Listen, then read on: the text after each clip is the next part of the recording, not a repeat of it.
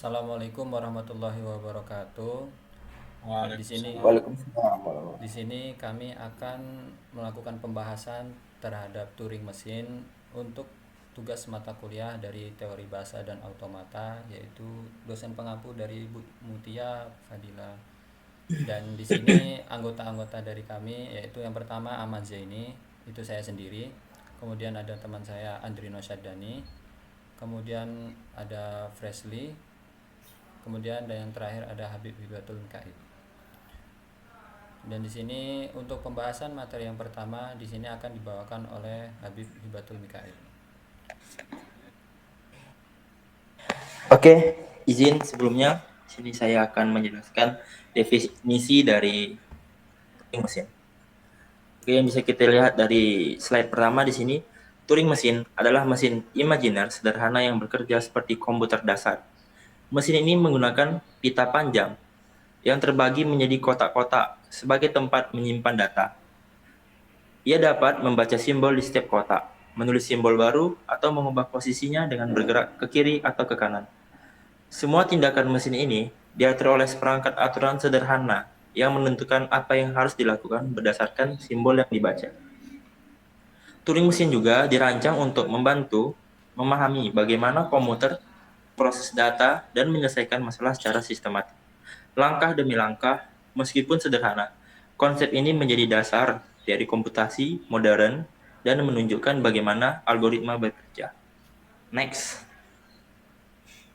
Mesin Turing didefinisikan sebagai 7 tupel, yaitu ada O, S, G, S, F.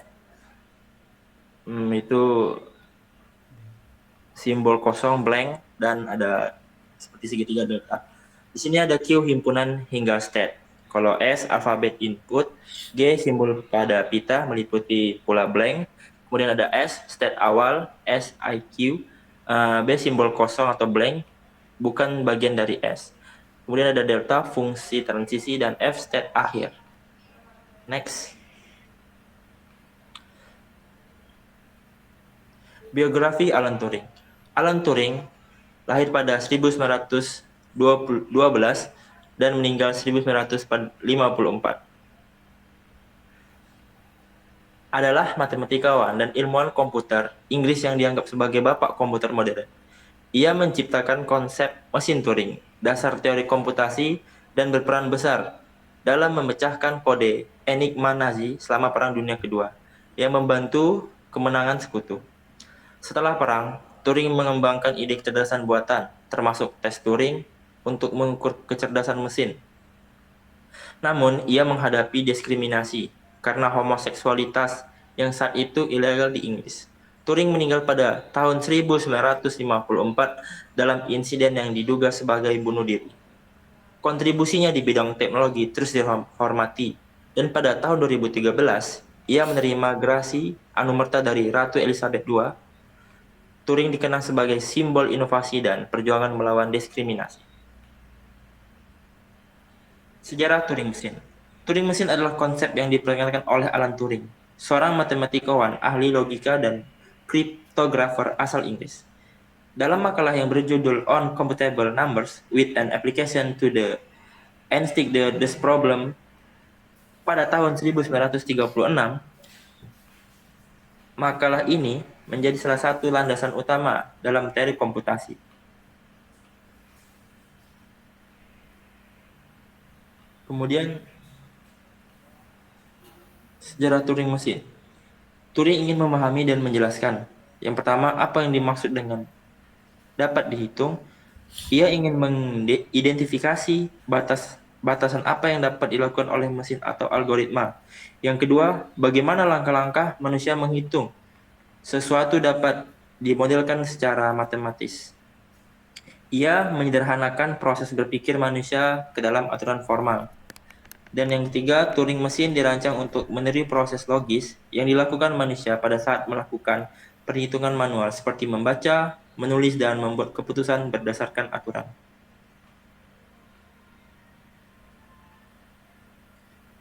Dan selanjutnya, Turing mesin lahir dari kebutuhan untuk menjelaskan apa yang bisa dihitung secara algoritmis dan memberikan jawaban pada pertanyaan-pertanyaan dasar dalam logika. matematika. Meskipun abstrak, gagasan ini telah membentuk dasar teori komputasi dan menjadi batu loncatan menuju era komputer modern. Alan Turing tidak hanya menciptakan konsep ini, tapi juga menunjukkan dampaknya pada dunia nyata, mengubah cara kita memandang teknologi dan perhitungan. Oke, terima kasih Habib. Dan selanjutnya cara kerja Turing mesin yang akan saya jelaskan pada diri saya sendiri akan menjelaskan cara kerja Turing mesin. Mesin Turing memiliki struktur dasar yang terdiri dari kepala pembaca atau penulis, pita kertas, dan program yang dijalankan. Program ini terdiri dari urutan instruksi dan aturan yang harus diikuti oleh mesin. Kepala pembaca akan membaca instruksi yang tersimpan di dalam pita kertas dan menjalankan instruksi sesuai dengan setiap perintah dalam program. Mesin Turing dapat melakukan operasi sederhana seperti menambah atau mengurangi angka dan beroperasi pada bit data. Namun, mesin Turing juga bisa digunakan untuk menyelesaikan masalah yang lebih kompleks seperti perhitungan matematika. Atau dalam penerapan dunia realnya dalam pembuatan Turing mesin ini yaitu untuk memecahkan dari kode Enigma pada saat Perang Dunia II melawan Jerman. Kemudian hal yang menarik tentang mesin Turing adalah kemampuannya untuk memeriksa sejumlah kasus besar data dan memprosesnya dengan cepat. Ini berarti bahwa mesin ini digunakan untuk menyelesaikan masalah yang mengandung banyak variabel dan data yang berbeda. Ya, seperti kasus dari Enigma itu yang dimana setiap paginya Jerman melakukan riset dari enkripsinya. Jadi Alan Turing menciptakan Turing mesin ini untuk membantu menerjemahkan Enigma mesin itu. Kemudian lanjut dari cara kerja Turing mesin ini, gerakan mesin Turing diwakili oleh fungsi transisi, di mana setiap delta key I menuju variabel A, kemudian key J B menuju X. Mesin kedudukan key membaca simbol masukan A, di mana X-nya ini nanti itu berupa gerakan ke kanan atau gerakan ke kiri, di mana R untuk representasi right untuk gerakan ke kanan dan L untuk gerakan ke kiri yaitu left. Untuk seperti contoh ini ada untuk gerakan fungsi transisi delta key 1, A sama dengan key 3 BR, di mana nantinya posisi baca tulis A, kemudian kedudukan key 1 dan selanjutnya berubah menjadi key 3 BR. Posisinya akan berubah dan bergeser ke kanan dan menulis B dan hasilnya seperti ini. Next. Oke, untuk materi selanjutnya ini akan diterangkan oleh teman saya Andrino Syadani. Kepadanya dipersilakan. Selanjutnya yaitu penerapan dari Turing mesin. Mesin Turing adalah model teoritis yang menjadi dasar dari semua komputer modern. Meskipun mesin Turing itu sendiri adalah konsep abstrak, penerapannya dapat ditemukan di berbagai aspek kehidupan sehari-hari melalui teknologi yang bergantung pada prinsip-prinsip komputasi. Berikut ini adalah beberapa penerapan mesin Turing yang ada di kehidupan nyata. Yang pertama yaitu komputer modern. Semua komputer, mulai dari laptop hingga ponsel pintar, secara tidak langsung berbasis pada konsep mesin Turing. Prosesor komputer menjalankan program yang pada dasarnya mengikuti prinsip mesin Turing, yaitu membaca, menulis, dan memproses data berdasarkan serangkaian instruksi yang diinputkan oleh user. Selanjutnya yaitu kecerdasan buatan atau artificial intelligence. Tes Turing yang dikembangkan oleh Alan Turing menjadi dasar pengukuran kemampuan mesin untuk meniru kecerdasan manusia. Aplikasi seperti chatbot, asisten virtual seperti Siri atau Google Assistant, dan sistem AI lainnya menggunakan prinsip ini untuk berinteraksi dengan manusia. Selanjutnya yang ketiga yaitu pemrosesan data dan algoritma. Mesin Turing memengaruhi pengembangan algoritma yang digunakan dalam berbagai bidang seperti pengolahan gambar, pengenalan suara, kompresi data, dan pencarian data di internet. Contohnya yaitu bagaimana Google memproses permintaan pencarian atau bagaimana aplikasi streaming memanfaatkan video atau menampilkan video yang kita inginkan sesuai dengan yang kita inputkan. Selanjutnya, kriptografi dan keamanan data. Dalam kriptografi modern, konsep mesin Turing diterapkan untuk mendesain algoritma yang mampu mengenkripsi dan mendekripsikan data. Ini sangat penting untuk melindungi informasi dalam transaksi online, komunikasi, dan data sensitif lainnya. Selanjutnya yaitu yang kelima, bahasa pemrograman. Desain mesin Turing menjadi dasar untuk memahami cara kerja bahasa pemrograman. Bahasa seperti Python, Java, atau bahkan C++ pada dasarnya menerapkan model komputasi yang diusulkan oleh Turing, yaitu eksekusi instruksi yang dapat dihentikan dengan kondisi tertentu. Nah, selanjutnya saya akan menjelaskan beberapa komponen dari Turing mesin. Yang pertama yaitu pengendali berhingga atau disebut juga dengan finite control. Yang kedua yaitu pita masukan dengan beberapa sifat. Yang pertama, panjangnya tidak hingga, ujung kiri terbatas, ujung kanan tidak terbatas. Dan begitu juga sebaliknya, ujung kiri terbatas, ujung kanan tidak terbatas. Dapat dibaca maupun ditulis sel yang tidak berisi simbol masukan akan berisi simbol kosong atau blank. Nah, selanjutnya di sini ada sketsa dari representasi mesin Turing. Terbagi menjadi 3. Yang pertama itu tab, tempat diletakkannya inputan berupa kata atau untaian. Selanjutnya itu head, membaca dan menulis sel pita mesin Turing bisa bergerak ke kiri atau ke kanan. Yang ketiga, finite state control atau FSC, otak dari Turing mesin diimplementasikan dari algoritma pengenalan kalimat. Nah, untuk membahas lebih dalamnya, yaitu kita akan membahas yang pertama yaitu tab atau pita. Pita adalah tempat data atau input yang ditempatkan. Dalam gambar, pita diisi dengan simbol-simbol seperti huruf A dan H, serta simbol khusus seperti tanda pagar. Selanjutnya penjelasan kedua mengenai pita yaitu pita ini bisa dianggap sebagai media penyimpanan yang memiliki jumlah sel tak terbatas ke kiri dan ke kanan, meskipun dalam prakteknya sering dibatasi. Yang ketiga, setiap sel pada pita berisi simbol tertentu dan mesin Turing membaca atau menulis simbol ini selama proses bekerja. Yang kedua yaitu head atau kepala dari mesin Turing.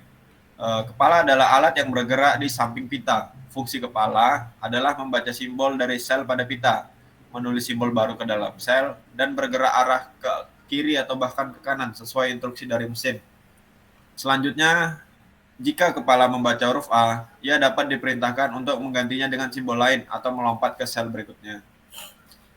Nah, yang terakhir bagian dari Turing mesin yaitu Finite State Control atau FSC. FSC adalah otak dari mesin Turing. Ia mengontrol semua operasi berdasarkan kondisi mesin saat ini dan simbol yang sedang dibaca oleh kepala.